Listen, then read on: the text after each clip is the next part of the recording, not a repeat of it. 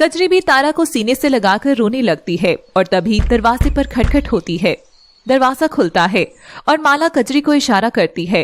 कजरी तारा को लेकर बाहर आ जाती है। क्या हुआ ताई, वो रईस फुटा कि नहीं फुटा यहाँ से? आ जाते हैं मुंह उठाकर तारा को मांगने।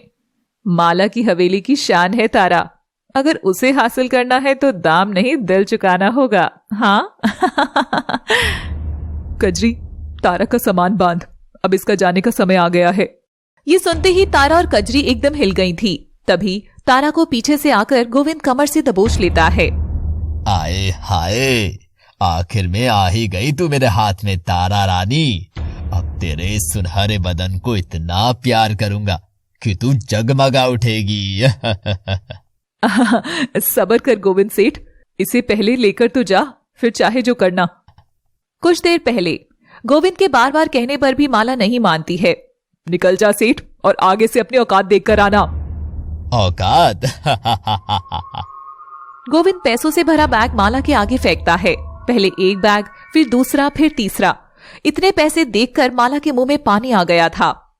गोविंद सेठ, माला का मुंह कैसे बंद करना है ये तुम अच्छे से जान गए हो। अब इनसे तो मैं और भी तारा खरीद के ला सकती हूँ। मगर इस तारा जैसी और कोई भी नहीं है, बुलाओ उसे। माला के फैसले के आगे सब तवाइफे नजरें झुकाए तमाशा देख रही थी। कजरी तारा का सामान ला देती है। मैं तेरी बेटी जैसी थी ताई, तूने मुझे बेच दिया, मेरे विश्वास को बेच दिया। एक की कुर्बानी से मेरी इस हवेली का भला होगा। गोविंद तारा का चेहरा घूंघट से ढक देता है और तारा को खींच कर ले जाने लगता है। वह जमीन पर गिरी हुई थी। गोविंद उसे जानवरों की तरह घसीट रहा था।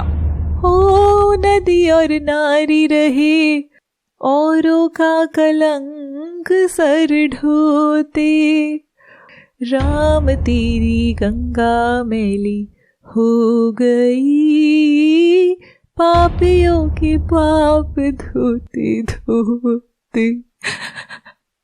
गोविंद खुद को काले कंबल से ढककर फिर से सफेद पोश बन जाता है और जैसे ही वह बाहर निकलता है तभी रंजीत उससे टकरा जाता है। माफ करना भाई साहब।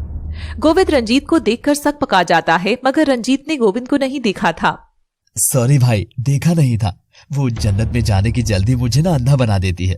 ओह, वैसे आप तो शायद महफिल ही लूट आए हैं, बेचारी माला। चलो मजे करना। हाँ, औरत मजे के लिए ही तो होती है। आओ खेलो, नोचो और रख देना फिर कैद कर अपने बिस्तर पर, हमेशा हमेशा के लिए। हे भगवान, मुझे क्यों लड़की पैदा किया तूने। सुबह तक गोविंद घर नहीं लौटा था, मगर रंजीत आ गया था। आखिर कहाँ गया गोविंद? शहर में माला की हवेली की जगह एक जगह और थी जहां अमीरों का आना जाना था, ओबरॉय होटल, जिसमें आते थे शहर के बड़े अमीर अपनी अय्याशियों के लिए। उस होटल के एक कमरे में बिस्तर पर पड़ा था गोविंद और बिस्तर के एक कोने में अपनी लुटी हुई आबरू को सिमटे हुए पड़ी थी तारा। औरत खड़ी बाजार में शराफत को ओढ़े, वही मर्द ने लगाकर उसकी बोली कर दिया उसे नग्न। नमस्कार दोस्तों, मैं हूँ प्राची बर्थवाल। जी हाँ, ये वही दास्तान है उस बदनाम गली की जिसके बारे में आज मैं आप सभी को बताने जा रही हूँ। एक्चुअली बताने नहीं, दिखाने जा रही हूँ कुछ झलकियाँ हमारी आने वाली नई कहानी में, जिसका नाम है तारा एक तवायफ की व्यथा, जिसको देखने के लिए आपको ज्यादा इंतजार नहीं करना पड़ेगा। वो आप सबके बीच कल ही आ रही है। तारा एक तवायफ की व्यथा। जगमग जगमग रोशनी के बीच बसा ये शहर कितना सुंदर लग रहा है। रात होने को है, सब अपने अपने घरों में अपने परिवार के साथ सुख की नींद ले रहे हैं। मगर इसी शहर में है एक बदनाम गली। जब रात में सड़कों पर सन्नाटा छा जाता था, तब इस बदनाम गली में शहर के अमीरों का आना जाना शुरू हो जाता था। माला की हवेली। इन तवायफों की भी अकड़ देख रहे हो? हवेली तो ऐसे लिख रही है जैसे बाप दादा राजा महाराजा रहे हो। अरे अपने को क्या है, बस आज की रात एक हसीना मिल जाए बस। और वो अंदर आते हैं। कहने को वो हवेली थी, मगर लोगों के बीच यह हवेली कोठे के नाम से मशहूर थी। कोठे के बीच बैठी थी तवाइफें। घुंघरुओं की छन छन, गजरे की महक पूरे कोठे में फैली थी। उन तवाइफों की मालकिन थी सबसे बड़ी तवायफ माला, जो बड़ी ही शान से हुक्के के कश लिए जा रही थी। आओ सेठ आओ, आज बड़े दिन बाद माला के गरीब खाने की और रुख कैसे किया। अरे माला, तलब ही ऐसी हो रही थी कि हम दोनों खुद को यहाँ आने से रोक ही नहीं पाए। तो मानो या ना मानो सेठ, हम अमीर भी हम तवाइफों के गुलाम ही बन जाते हैं। बताओ आज कौन से मोती के लिए आए हो? आज तो एकदम नया मोती चाहिए माला रानी। कजरी, इसे कमरा नंबर 12 में छोड़ाओ। अब तुम बताओ घोष बाबू। मुझे मोती नहीं, तारा चाहिए। तारा का नाम सुनते ही माला के त्योर चढ़ गए थे। सेठ, तारा को मांगने की हिम्मत मत करना। तारा की कीमत तुम दे नहीं सकोगे। आज कजरी से काम चलाओ। क्या कीमत है तारा की? माला रानी, तुम बोल तो ऐसे रही हो जैसे तवायफ नहीं, सोने का सौदा कर रहा हूँ। याद रखना, सोने सा चमकीला बदन रखने वाली तवायफ की इज्जत तो हमेशा मिटती ही रहती है। घोष बाबू, आज तारा की कीमत लगा रहे हो? क्या बात है, कोई लॉटरी हाथ लग गई क्या? या कहीं एक अमीर ने दूसरे अमीर का घर तो नहीं लूट लिया? जिनकी खुद की इज्जत लुटी हुई हो, वो लूटने की बात कर रही है। अपनी औकात मत भूलो तारा।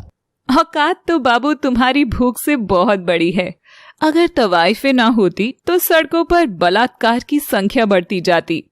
भले ही हम तवाइफों की इज्जत माटी क्यों ना हो, पर हमारे आंगन की इस माटी से बनने वाली दुर्गा मैया की मूर्ति तेरे घर में भी जाती है। बंगाली ही है ना तू?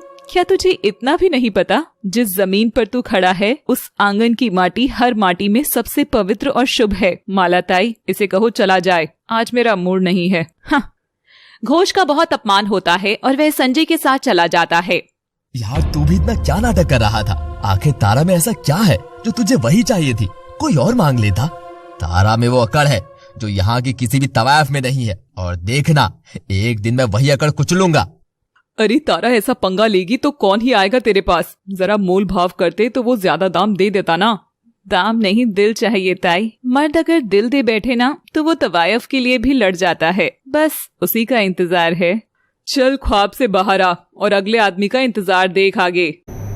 तवायफ का नाम लेते ही शरीफ घरों के लोग अपनी अपनी औलादों के कान बंद कर देते हैं, और फिर वही औलाद और वो शरीफ पिता उस बदनाम गली में बड़े शौक के साथ जाते हैं, थोड़ा दम लगाते हैं और फिर वापस लौट आते हैं उसी शराफत भरी दुनिया में अपनी काली पोंछ के।